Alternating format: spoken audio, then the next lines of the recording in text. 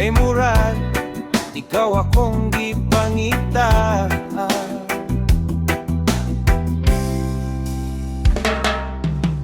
Nakakita ko nimo sa akong newsfeed, simple ra nga smile pero grabe ka sweet.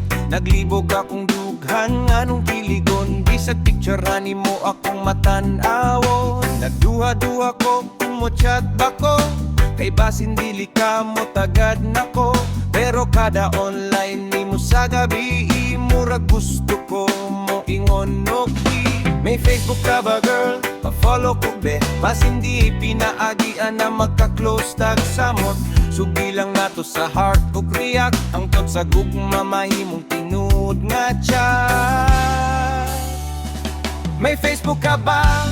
Follow mo ako, chat unya ta hangtod magkailhan ay ta bro. Dayon sa dugay murag na love nako, ikaw ra pirmi sulod sa akong ulo. Human sa dugay nga sige tag storya, naabot ra gyud sa ikaw ug ako nga lilinya. Karon akong damgo tinuod na gyud, kay nauyab na tika forever na unta ni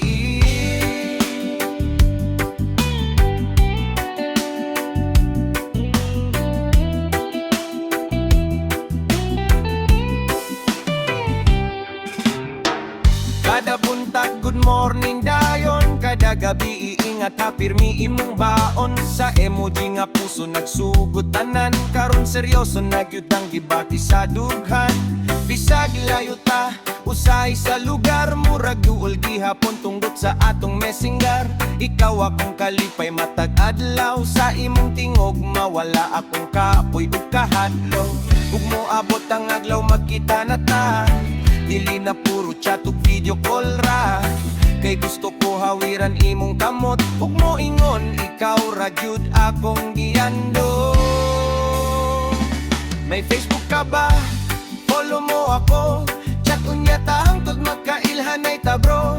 Wala ko damhang nga maabot ta diri, nga ikaw na di ay ang para sa akong kasing-kasing. Human sa dugay nga sige tag storya, nahimot ang duha nga puno sa gugma. Karon na kong damgo tinuod na gyud, kay nauyab na tika, na in love na gyud.